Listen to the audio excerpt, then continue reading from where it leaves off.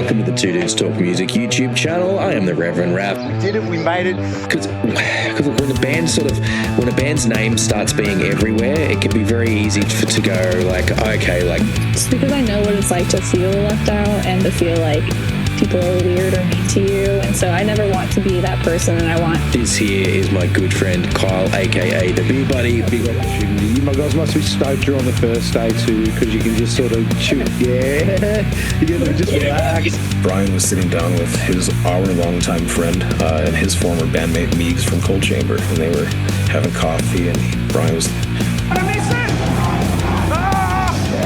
When those questions go, those hearty chuckles. You know what that laughter says to me is like, people y'all don't even know what's coming. People just are gonna be minds are gonna be blown by that. No, it will be a fucking banger. What is going on, everybody? I am the Reverend Raff, joined once again by my good friend Kyle, aka the BeerBuddy. What's going on, everyone? We're the two dudes who talk music. We are back on your screens and in your ears today with another podcast episode. No guest this particular one. We're just going to be talking about some just some stuff over for the past year. You know, we're coming up to the end of the year pretty soon. We're going to have our end of year live stream.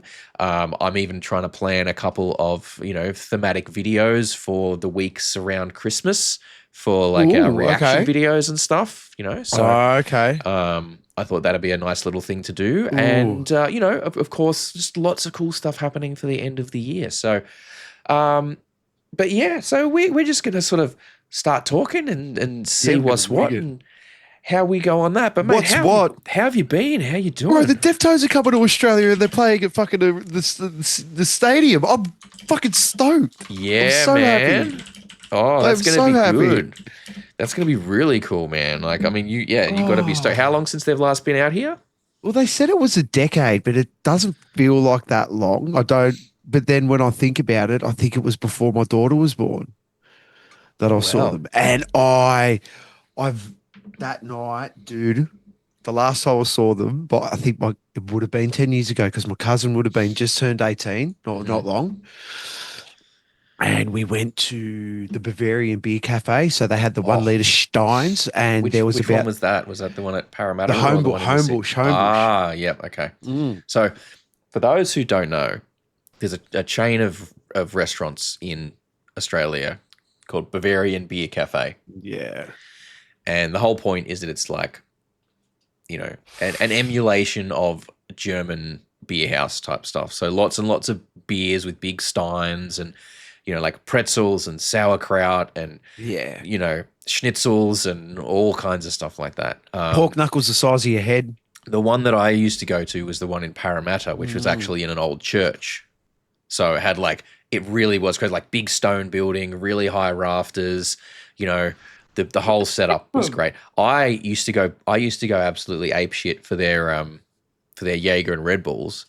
Or the flying buck or whatever they called it, because they wouldn't bring it. They wouldn't just bring you the drink mixed. They would bring you a nice wide glass with ice and Red Bull in it, and one of the little hotel minibar sized Jaeger bottles, and you got to put it in yourself. And that's me being like a tiny fucking walnut brain motherfucker that I am. I get to put the thing in myself. Hey, I used to overpay for him to bring out a paddle with a shot on it and ring a bell. Yeah. I used to be that guy because they used to have the ghost shots and they were like the 85 proof ones. But yeah, we went there. We got absolutely obliterated. Dad came with us that night and Carnival opened up for him, man. Oh, Carnival. It was Carnival and Deftones. It was, and it was at the Horden too. That's a nice combo, mate. God damn. Like spoiled that night. Yeah. And yeah, it would have been about, but the fact that they're playing the arena, I'm really like, is it Olympic Park? Yeah, man. I'm really interested because I haven't seen them play at a stadium or like in that sort of real big light with the lighting setup, the capabilities that they have, because the Horden's good for a live show, but I've never really seen a big light show at the Horden. Oh, I think it depends. I've seen some pretty good ones there. with some Like, solid light shows, but like Slipknot was good there, but Slipknot at Acer Arena was better. Do you know what I mean? Just because of the capabilities that they sort of have there. was that the 2016 show at Acer Arena? It Is that the might one have you're referring been. to? It might have I tell been. you what, I was actually, if that's the one I'm thinking of, I was actually a little disappointed by that show Okay. because it was a very bare bones stage, and Yeah. like all it was like the bare bones stage and a big screen behind them. They didn't have any props. They didn't have any kind of crazy shit. And I'm like, that feels a bit too sterile for Yeah, Slipknot. But true. and then I saw Tool there as well, and that was just insane. yeah, That was insane. But Yeah. I'm really looking forward to Deftones, and hopefully, I got to go to Baby Metal and Bloodywood. Like, I know it's expensive, and I'm a bit pissed off about that, but I've never seen either of those bands before.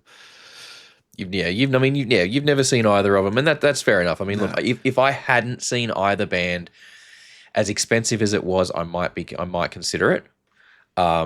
But for me, like, having seen Baby Metal, and it's not to say I don't want to see them again. I absolutely want to see them again. But I've seen them at Knotfest.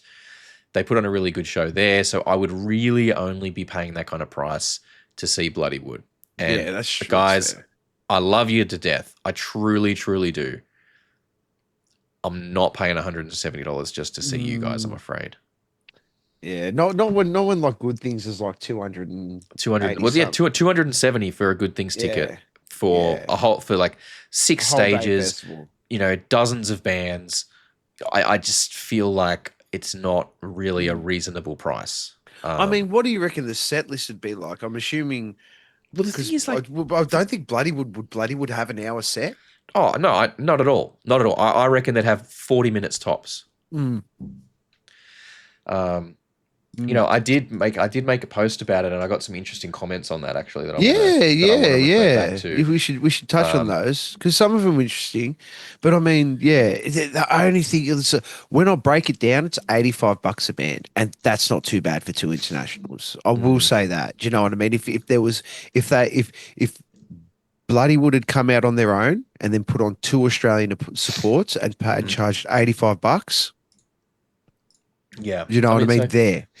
Let me have a look here. So, I want to give a shout out to some of the people that have made these comments, because these are people that I respect their opinions. So I want to give a shout out to Tony. Love your work, Tony. He pointed out apparently Electric Callboy were asking a similar price. Oh, for their wow. tour. And he's like, ultimately what he said was, look, people are going to pay whatever they want if they think there's value in it. Yes, 100%. And more power to them if that's the case. I get it. We saw that with the cruise. But what he's pointed out is, we're also setting a precedent that will become the norm, and then it'll go up again because the cycle will just repeat. People vote with their wallet, and they need to put a stop to these pricings by refusing to pay insane prices. It's becoming things like cost of living is becoming a scapegoat when people are basically willing to spend this much on a luxury thing and not drawing a line in the sand and going, no, this is unacceptable. Yes. Yes. Because he's right. Like, what would you think would be a reasonable price for it? Every time they go up, they're just going to go up again the next time. I'll be perfectly honest with you. I feel like maybe $100 would be reasonable. And I know it's a difficult proposition, and I'm not suggesting that Baby Metal or Bloodywood are actively trying to rip anybody off. That it's probably a matter of, the tour is just trying to make money, and venue hire, all that the way stuff. that the pricings come out, that's what they have to charge to make money out of it. Okay, whatever. But when you've got that kind of pricing, and then they're also going to be expecting people to pay, $70, potentially $80 per t-shirt for a t-shirt at the merch stand, or $50 for a cap, or a beanie or something. I'm like, those sort of prices, the whole thing just starts to become untenable, because you've paid $170 for the thing. Then if you go and you're buying a couple of merch items, you're almost paying $170 again. Well, that's the thing. I'm more when with prices like that, I'm not going near your merch table. Like, I'm not going near the merch thing. But if it's like $120, I'll go spend the extra $50 to $80 on merch and round it up. Do you know what I mean? But yeah, I mean, it is a hard. Like that is a really big one out of Tony because it is true. Like if we keep on, but I think what pisses me off the most is that it seems to me, and it looks like, I don't really know, but it feels like that metalheads are the ones that really get stung the most when it comes down to seeing our artists. I don't look. I mean, we're not going to a lot of pop concerts, right? So we don't. That's the So thing. we don't know what That's they're what charging. I'm saying. I don't know. We know that we're getting stung because we know what we're paying. We Yeah, don't know like I know they what charge people are paying bullshit for for pop Taylor stars. Swift and shit like that. But for that you know, mid-tier, that medium-tier pop star, yeah. I mean, I don't know what they're charging, so I can't really make any meaningful comparison there. Yeah. I do definitely want to also shout out Cadence as well. She made a really good point. You know, this sort of stuff's why we need to support local acts more, and DIY tours need to be favored. You know, things like that. Like if people are willing to spend $170 to go and see, you know, these kind of bands, you've got bands like I've said it before, and I'll say it again. You know, bands like The Last Martyr Red Hook. and Red Hook are performing at that tier. The shows they are putting on are at that level of professionalism. So, you know, don't spend $170 to go and see Baby Metal. Spend $100, go and see Red Hook, and you know, get one tour. Go and see The Last Martyr on another tour, and you'll still have money left over for merch and drinks. Like that's where your money is best served, realistically. It is. The other person I want to shout out as well is Margaret. Thank you very much, Margaret, for your input. Margaret has actually recently returned to Australia after spending some time living and traveling around Europe.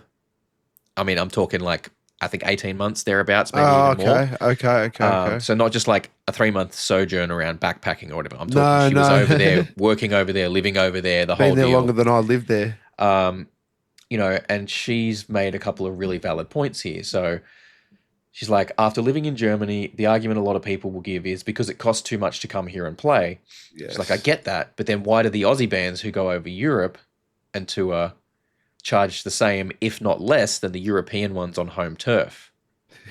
I went to see Stand Atlantic, who arguably have the same level of fame in a similar country. The tickets were about 20 to 30 euro.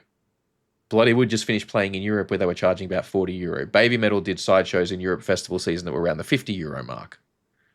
Do you reckon that would have anything to do with the fact that our dollar isn't doing so well and the exchange rate of what? I don't think it comes out to the dollar at all. I don't think dude, if you look at 50 euros and convert that to Australian dollars, that's going to come out around about 100 bucks, yeah. So again, 170 is not really justifiable. And as I've pointed out in previous conversations with people, I don't know if I've said it on the channel yet, but it is less distance for Baby Metal and Bloody Wood to travel to Australia than European bands to come to Australia. Yes, it is. And as she's pointed out, you know, for context, I paid less. Okay, she's like, I paid less than $170 Australian. So it was in euros, but the conversion worked out this way. It was cheaper for her to see Rammstein in Europe. Now, Rammstein is obviously a European band. Yeah. So they're not having to travel to get there. But she's like, you know, and she's also pointed out that a lot of the European bands who have toured over here recently haven't charged that kind of price either. So bands that are having to come further have charged less. And really, she makes a great comparison with a screenshot for a show coming up in January for the Rasmus, which is charging $90. Okay. So I'll tell you what, $170. I'm going to want a light show. Like I'm going to want a fucking light show. And look, none of this is to shame people that decide they still want to go and pay those prices. No, go. At the end of the day, you pay what you want to pay. I'm probably going to go. But understand that you are enabling and facilitating ridiculous ticket prices. And I think that for bands and venues and promoters, they need to, I think there's been an emboldening, and rather than looking at the numbers and going, that's not going to work. We can't make we can't make the economics of the ticket pricing work for people in a way that we think is going to reasonably sell tickets at a fair price. They're just charging whatever they fucking need to charge. Yeah, if enough people bitch about it, then they'll drop the prices. This is not a matter of tall poppy syndrome. This is not a matter of being, why aren't you seeing Australian bands or supporting local bands? This is a matter of going, enough is enough. The fans cannot continue to be milked in this way. Yeah. And as someone who has spent the better part of my adult life working in the debt industry and seeing the shit that people are getting into debt for, it is dangerous and it needs to stop. I'm sorry, I'll get off my high horse. Wait, let me just... No, but it's true. Like, we used to muck around and say if it ever came down to concert tickets and rent, we used to muck around and go, oh, well, I would get the concert tickets. But, bro, like, but now you can just put it on fucking Afterpay, and then, you put everything else on Afterpay, and then you end up fucking, it splits over 4, but you don't think of it like that. You think of it like a credit card, and so all of a sudden you put 5 things on Afterpay, and then you're having to pay $1,000 fucking dollars every fortnight to do the thing. Like, it's sorry. No, it's a slippery. I got a high pony here. Let me just. But mate, it's true. It's a slippery slope, and it's something that we like we've been mucking around and talking about for the last year, saying that I'm going to have to either sell one of my kids or give away a kidney or something like that to be able to afford these concert tickets at the moment, because whoever's organising them, you either need to make them cheaper or stop organising so fucking many, because I can't go to all these things, bro. And you're putting all these things on, surely at some point you have to start making money. You have to have a deal going somewhere. You have to start If you can't make a 2-band tour work without charging $170, get better at your job. Yeah, well, you've got too much staff. And you've got too much red tape and staff. And I say that fully acknowledging that I've never done that job. No. But I know... When other bands are managing to make it work, when other tours are working at much more reasonable prices, I don't see how that one works at that price point. I just don't. And I'm sorry. And if someone wants to fucking sound, if someone sees this and they're fucking shitty that I've said it and they want to sound off in the comments, go for it. I would love for you to educate me about it and tell me why you think that it's viable and it's reasonable to charge the punters that kind of money. And if it's because the bands have asked for a lot of money, cool. Just say, I'm sorry, we can't make that work. I don't think people are not going to pay those kind of prices in the current economic climate. The sad thing is, you're right, though. At the end of the day, people will pay them. It's Baby Metal's first, I think it's their first headline tour here. First headline tour here. They've played sideshows in conjunction with festivals, but I don't think they've ever done a headline tour. And Bloodywood's first time playing over here. So I understand there will be a lot of demand and there will be a lot of people that will go, and potentially the shows will sell out. That's fine.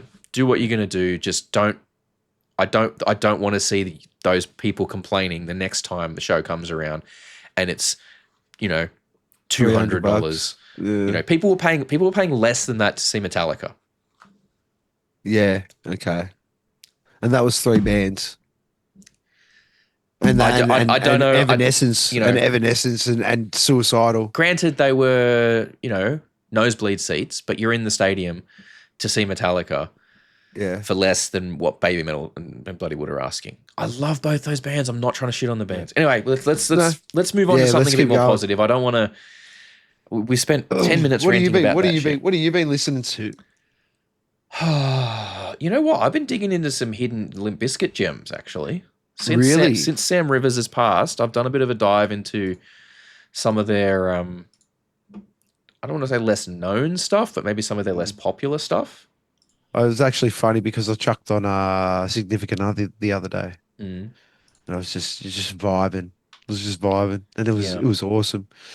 So, I mean, if we go back. Get my jorts on and my fucking red cap. What have we got? So we got some of the, so that in 2021 they released a bunch of remixes called New Old Songs. Oh, okay. And that's got some really cool stuff on there. Some really unique versions of stuff. What was that? What was that fucking the Cobra one? Gold Cobra. Yeah, Golden Cobra. 2011. Oh, bro, I love Gold Cobra. That's a fucking great album. Yeah, that was heaps good. That's a great fucking album. I love Yeah, it. bro. I'm sorry, Lip Biscuit don't have. But like this is, Yeah. like, but I've been going back through like so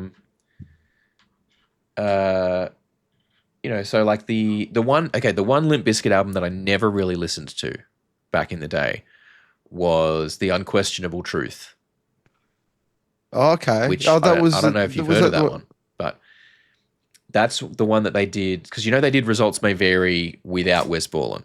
Yes. Okay? And the Unquestionable Truth was an EP that they dropped a couple of years later. That was the first stuff after Wes came back. Oh. And because I was talking with one of my friends, and he was like, "Bro, have you like?" He's like, he loves it. He's like, there's some really cool stuff on there. And I went through and listened to it. And I'm like, actually though, it's some good shit. There really, really is. So like the title track, The Truth, is really cool. It's got some really nice grooves to it. Yeah. But then there was even some tracks that I'm like, what the fuck is that from? And it was the single release of Eat You Alive, and it had a couple of extra tracks on it that I'd never heard before. So I've been listening to some of those, and I've been doing a bit of a dive back through some of their, some of their lesser. Yeah. They're more their B-sides. They're more hidden gems. Just getting into diving into a lot of that. Yeah, really getting into the deep stuff for the fans. What about you, man? You've probably just been bumping Deftones ever since the concert announcement. Yeah, dude. Yeah, that's yeah. I really want to go to that. I'm there and pretty much just bloody wouldn't make it happen, dude. Genuinely, like. Yeah, I really want to. I don't want to be a part of the problem, but I don't want to miss out as well. Mad FOMO. No, look, Deftones. I mean, is like Deftones is your Metallica. Yes, so yes, it is. So go. I'm not missing that. I'm not even looking at the ticket price for that. Get yourself the tickets. Go and see them. Just have a blast, man. Nerd out on sing that. along, yeah, man. Sing along at the top of your lungs. Yeah. Sing along until you got no voice left. It's the best, man. And just vibe.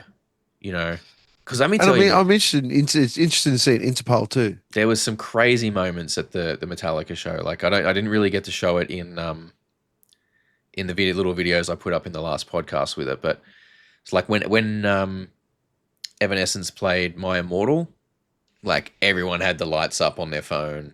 Like the whole stadium had their lights up. Like it was crazy.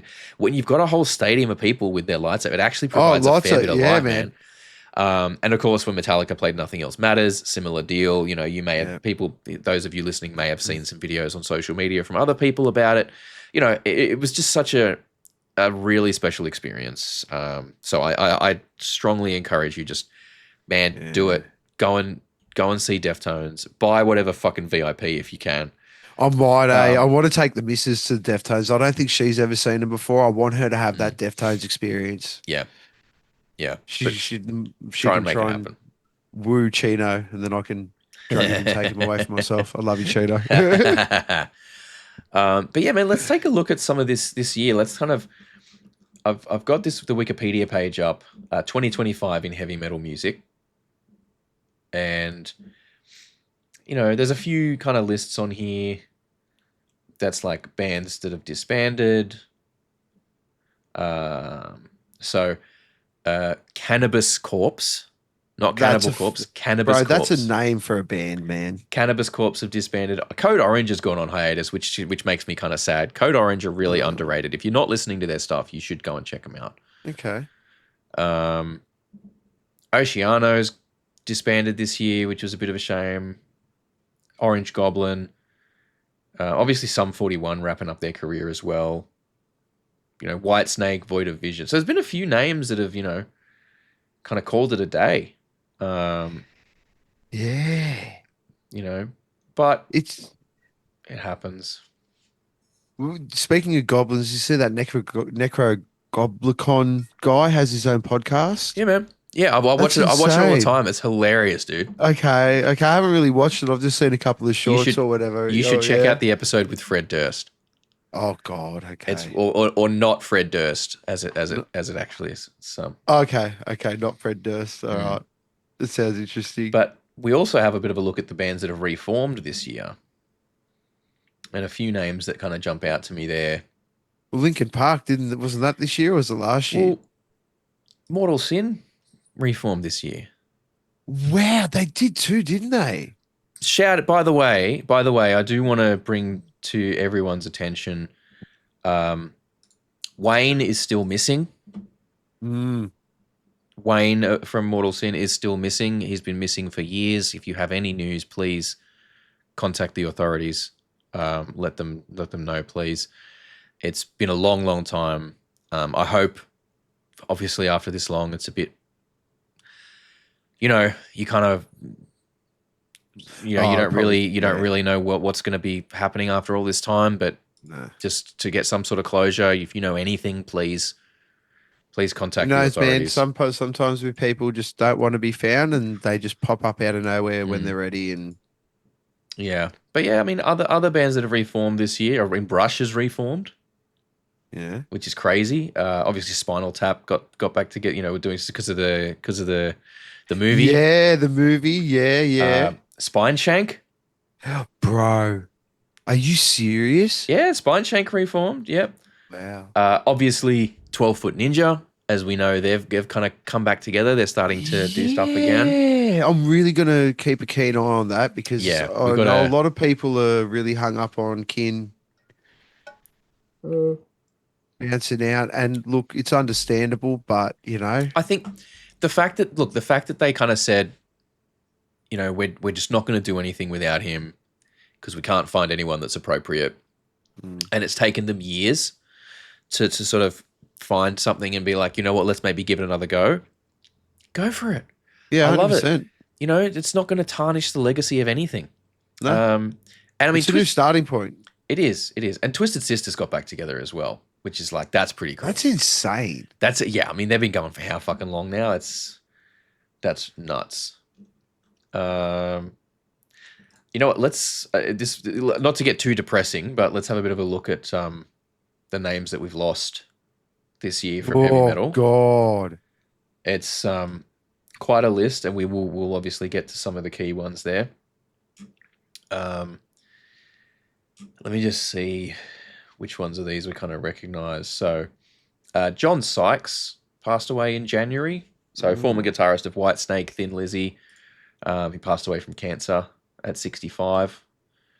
Aaron Rossi, former drummer of Ministry and Prong, oh wow. also passed away back in January as well.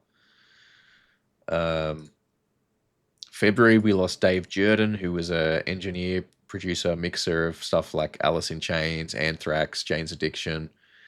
He was 75, so he'd really given it a good innings. Oh yeah, that's pretty good. Especially Especially living that rock star life. Yep. What are some of the other names that I'm recognizing here?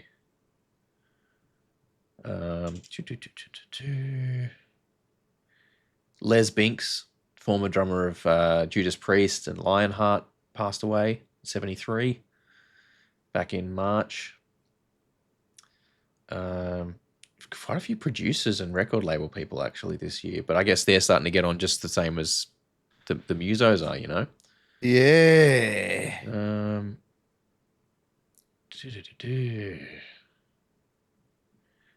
Adam Ramey, a vocalist from Dropout Kings, lost him to suicide back in May. That was so sad. That was a band that had and has so much promise, and that's something that's just gonna set them back a long way. I don't know if they're still gonna be doing new stuff after that or what. Fuck, was that long ago? Obviously, the big one from this year, Ozzy Osbourne, back in July, man. That was July. Oh my God. The world is moving too quick at the moment. Something's gone. The either the Earth's spinning quicker or something. I don't know. It just feels like it's all just going a bit too quick at the moment. This is the thing though, mate. Like, this is only going to get more common. It sucks. It's weird, eh? It's Your only going to parents get always more said common. the older you get. This is what our parents have experienced over the last 20 years, and we're going to be, really starting to experience it a lot now. I mean, Yeah. Ozzy was 76. As much as I hate to say it, the guys in Metallica, they're into their early 60s now. Or Yeah, man. They're sort of early to mid. Like they're getting up there. Like, I had a couple of friends that went to the Sydney show and said it went off. mm, Said it was good. who else is on this list here? Man, that's insane. That is insane. One that we're not mourning whatsoever. I knew it was going to Ian come Watkins. up. I knew that was going to come up. Ian I was Watkins like, yeah, from Lost Prophets. Rot in pieces, motherfucker. Yeah, man. Yeah. I hope it hurt. I hope it hurt, and it I hope took a you're long suffering. time. Yeah. Obviously, also we lost Ace Frehley, passed away. Sam Rivers passed away. Yeah. It's been a big year on that stuff, Well, man. it's been a big couple of years. Like when you think about the ones that have gone, say, just even in the last 5 years, it's been a lot of big rock stars. A lot of big rock stars. Yep. And like I said, it's only going to get Yeah. It's only going to get more. It's only going to become. But I guess it's obviously the natural progression of things. Except you sort of wonder how Keith Richards is still fucking moving, and you're just like, he's going to outlive everybody. Bro, I will have one blood transfusion off that guy. That guy should be giving his blood to science. I don't know what he's got the fountain of youth. he does, and whether that is just having that proper rock star life. Mm. Do you know what I mean? And just absolutely giving zero fucks. Is that the fountain of youth? Is if you don't care about dying, you live forever. Look, man, I think he's just happened to have got really lucky and just has the right combination of genes that's allowed him to keep going. Mm. But look, now we come to the releases of the year, the albums that have come out this year, and there is a lot, man. Like there's a lot of shit that's come out that I haven't listened to. So, dude, band's been pumping. Any discussions that we have today about our favorite albums of the year is by no means an indication of what we think the definitive album of the year is. No. It's just what we have listened to that we have enjoyed. Starting off strong, I mean, third of early in the year, Paleface Swiss obviously dropped their new album Cursed, which we've had a bit of listen to some of those, and we obviously interviewed Yannick earlier in the year about that one as well, which was just super cool. Like, I mean, if you like your I don't know, like deathcore, hardcore, extreme core, whatever the fuck. Yeah, it's a bit of everything. It's just core. It's just like it's this. All the cores. It's fucking this is what it is, But it's great stuff. It's great stuff. I'm just trying to have a look. Like, it's so many fucking things I just did not even know were coming out. I mean, Look, for me, honestly, my standout for the year, and it came in so late, was that Igor album. I knew that it was going to come up. Like, genuinely, that's such a contender for me. Like, if you haven't listened to that Igor album yet, go and check it out. It's genuinely, Genuinely, I really like. I would pay money. Like, you know what? If I was going to use, do we say it? I mean, if you say it, no one can copyright it or whatever. I would fucking almost ask AI to go, can you take that Igor album and make a Fantasia style video animation thing? Just so I could sit there and get wasted and watch it. It'd be the only thing I'd ever use it for. Yeah. And that'd be it. Private Music, the new Deftones album, that was pretty fucking good. Yeah. Oh, that was a good one. That was really, really good. I mean, again, like, as I'm not super Deftones kind of coded, I'm not just hugely into the thing, but I know what I like, and I do like a bit of Deftones every now and then. Tell you what, that new Architects album that dropped this year was pretty fucking good. We actually reacted to Seeing Red off that one, sort of Yeah. while way back, which was one of the singles that they dropped ahead of the actual album coming out. And that was a killer. That was so good. Like Architects are just one of these bands that they keep getting more and more refined. Yeah, dude. And more polished, more refined, and maybe it is possible to, I think, go too far with that stuff and kill some of the energy. But so far, they haven't managed to do that. They've managed to keep the intensity in it. They have, and that's one thing. I mean, do you reckon maybe that's where Ice Nine Kills have had to sort of step more into the theatrics and sort of things, and it's become so polished and so refined that they're stepping into the whole really making it an artistic notion with the whole video clips and stuff like that, because they are very polished, man. Maybe, but like they've always been very theatrical with it. I don't think that's something that they've developed just in the last year or so. Like they've been very into the theatrics and stuff for like a long time. I don't know, like if you've been listening to a lot of punk or Aussie punk, there's a band called Sly Withers. And that one, I haven't checked that one out, but I've heard the name. Man, honestly, they're just I'm all over them at the moment. They've had a new single out. I think I'm pretty sure it's for a new album, but yeah, they're doing great stuff at the moment. I mean, you know what? We talked a couple of bands that we have talked about already over the course of this year. Obviously, Bloodywood dropped the album New Delhi, which was absolute ripper. Pop Evil dropped What Remains as well. Yeah. That's right. And then we had A Killer's Confession. A Killer's Confession. Alien Weaponry dropped a new album this year. Yep. Arch Enemy dropped a new album this year. I'm pretty sure, was that when was that Flesh God Apocalypse album? Was that this year? Or was that last year? I can't remember. That was last year. That one was last year. I was just looking when we interviewed him. Can you believe that was the middle of last year that we interviewed him? No, it wasn't. It was, man. Far out, man. Do you know what? Fucking something bad happened today. Someone was going 1990, blah, blah, blah, 35 years old. And I went, 35? That was only 25. And then I remembered. Huh. Yeah, I remember the days. Yeah, when I could,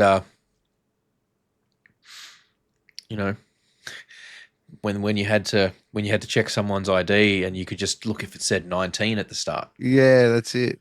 And it was easy. Yep. Nowadays you got to do math. You got to get into doing some maths again. Like,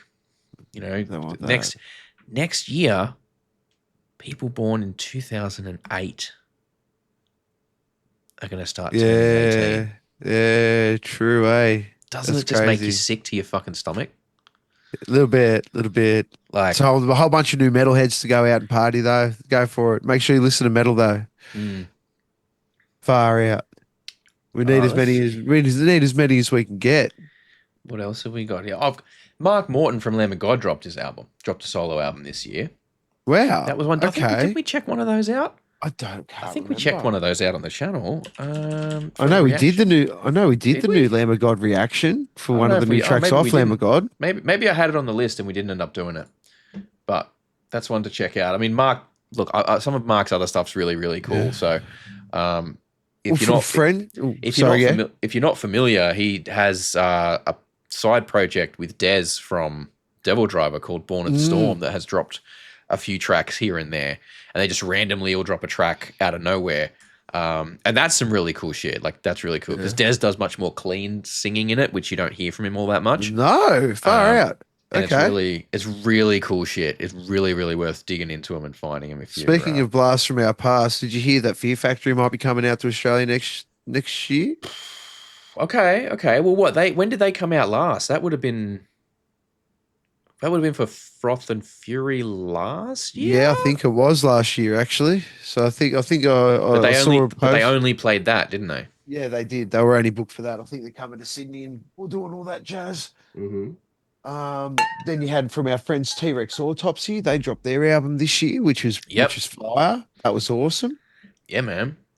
Ghost dropped a new album this year. Yeah. Okay. Landmarks. Landmarks dropped an album this year, which is dude. fucking. That one we did do a reaction. Like those guys. Yeah. And I mean, okay. If you're not listening to Landmarks, we were fucking get on it. Shit. Yeah, we were sleeping on that shit. Get on it. This is Landmarks is a band that in 10 years' time, everyone is just going to be obsessed with them. Mm.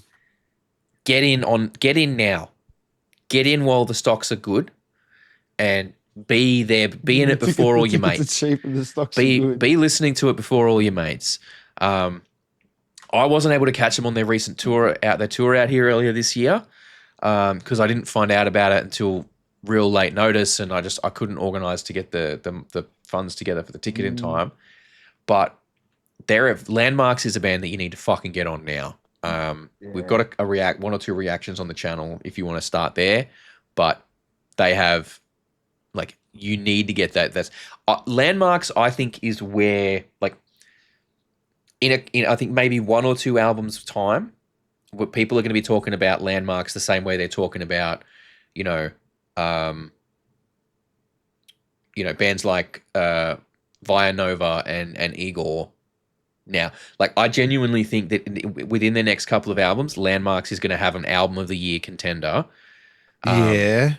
No question. They are so fucking good. And, maybe even you might, for you personally, their album from this year, The Darkest Place I've Ever Been, might even be an album of the year contender already. Genuinely.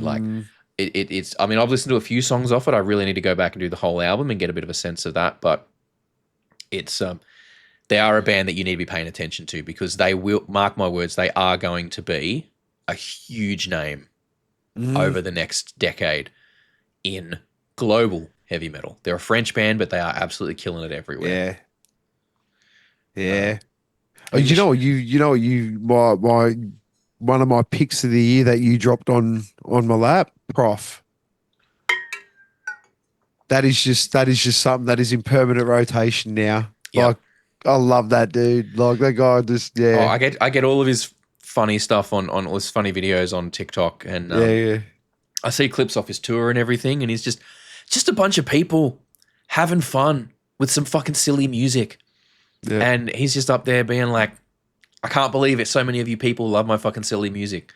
Yeah. But it's got a message there. That's the thing. You just got to listen for it.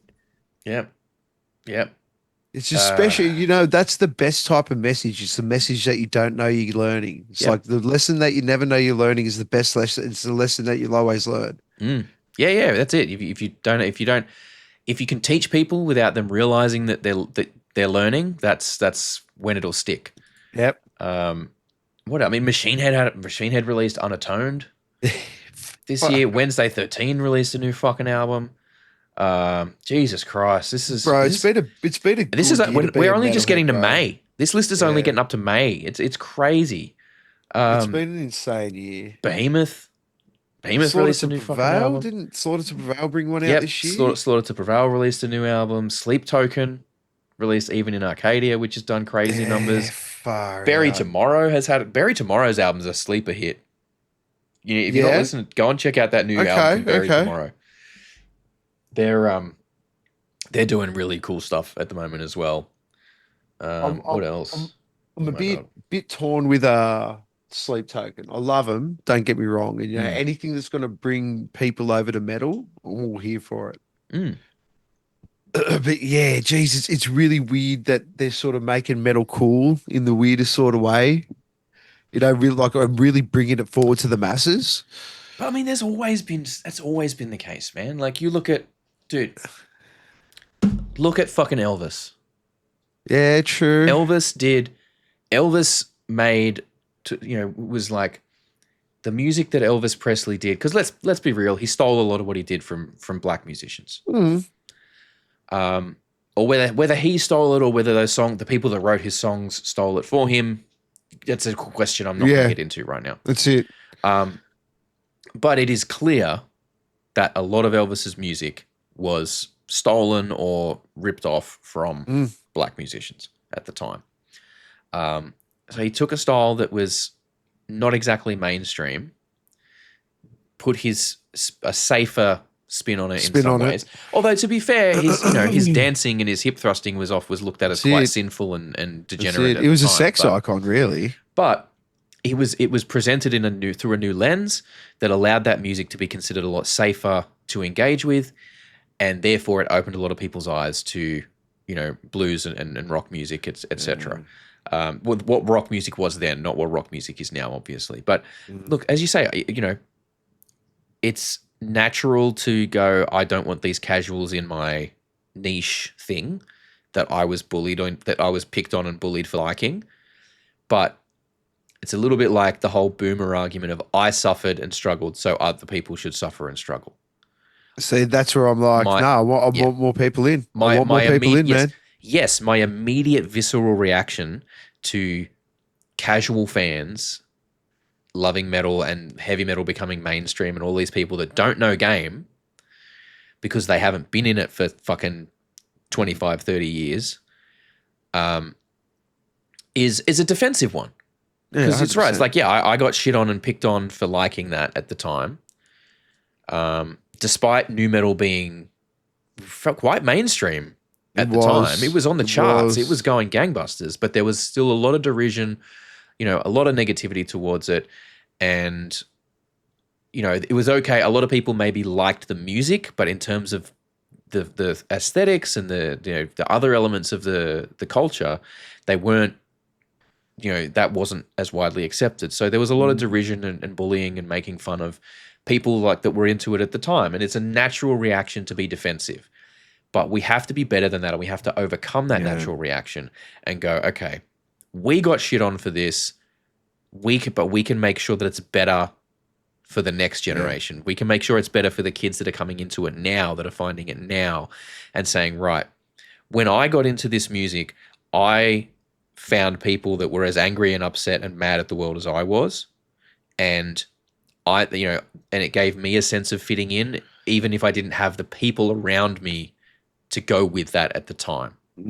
Now we can give those kids who are coming to it with the same feeling, now we can give them that place, that sense of community, that safe place to be like, yes, we understand you, we get you, let's embrace this and enjoy this together and, share that and become, and not even just kids, like people that are finding it at any age, Yeah. And we all hit our metal journey at different points. We do. So, let's just be better than the people that shit on you for liking it.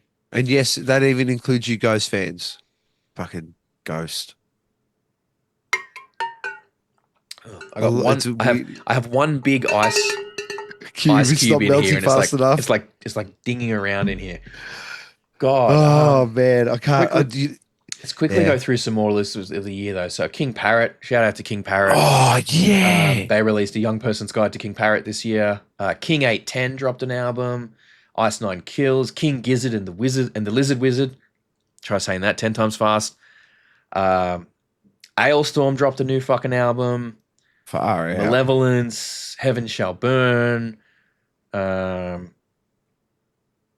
Sodom released a fucking album. God, this is such a list. Beartooth, Bring Me the Horizon. Enter Shikari dropped a live album. Yeah, dude. That's actually one I'm going to show for the end of year live stream. There you go. Slaughter to Prevail. They dropped Grizzly. Yeah. A lot of those songs are already out though, but yeah.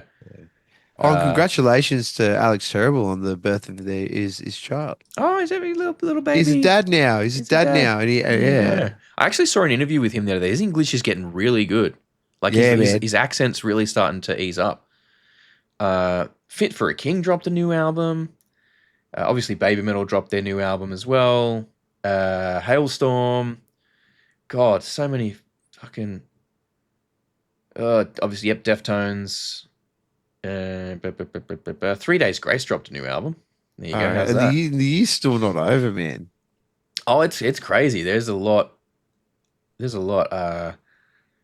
Jesus. Between the Buried and Me, Demon Hunter. Fucking Demon Hunter. That's the band I haven't listened to for ages. Lorna Shore dropped their new album, obviously.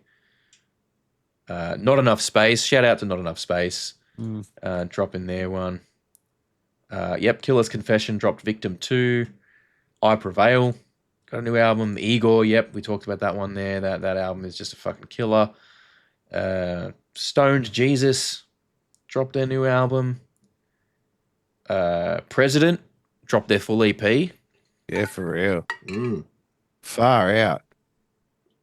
Been spoiled, man. Been so spoiled This year. is the stuff, like, this is a truncated list, man. This actual list I'm looking at is so fucking long. Didn't Wage War bring out an album this year too? Ooh, yes, I think they might have. Let me see if I can find it on here. Wage War. No, I'm not seeing it on this list. Might have been last year. Might have been into last year. Yeah, might have been late last year that they dropped that one. Where did we get up to? Orbit Culture dropped a new album this year, which is crazy. Like, those guys, that's another band you should be getting into now. Orbit Culture. Orbit Culture. I've been into them for, I've been listening to them for about the last 4-ish years. 4 or 5 years, maybe just before I moved up here, actually. And they're a band that's going places, I tell you. Okay. What else? John 5 dropped an album. Sanguisugabog.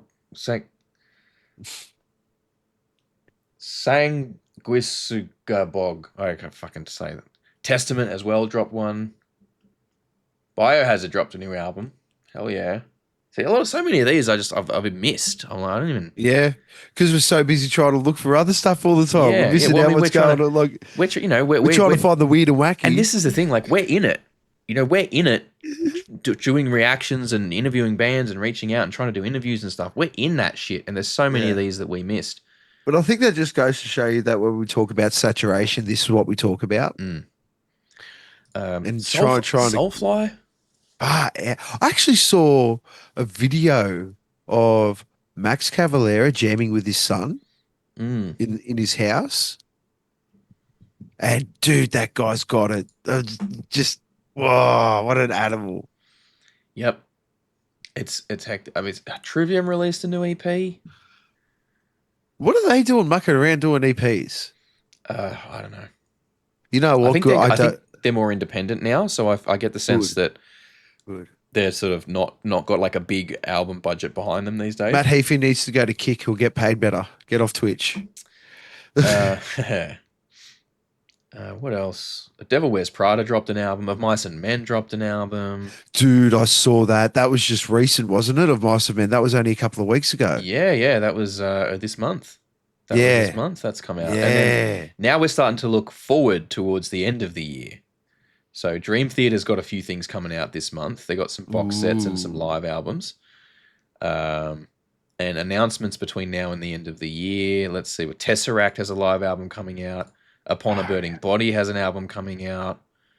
So there's still some more to come, man. Like, this has been a fucking cracking year. There is so many things. Mate, I don't know what to do. I need to get better at this. I need to start like bookmarking this fucking Wikipedia page for like. This is where I need that little brain implant where the music can just go 24 hours a day, and I can just be listening at all times, and it absorbs into my brain. Well, bro, there is so many fucking albums on this list. I reckon that you could theoretically listen to one a day for the whole year. Let me try and drag this over into a spreadsheet and see if I can get some. Yeah, Drake brought out the single. No, that was last year. Yeah. That was 2025. Let's see if this is going to copy across properly. And let me see. Okay. Cool. So if I just go down this list, how many? That's not what I wanted to do. How many? No, what are you doing? Why are you highlighting them like that? That's stupid. All right, I know it's not letting me do. Oh, unless, hang on. Can I? do this way. This is better. So this list is coming to probably about 450 albums or EPs that have come out this year. Now that's including some compilation albums, some box sets, some live albums, things like that. So what do you average? What do you average it out at? I reckon if you whittle that down, that could easily give you an album a day for a whole year.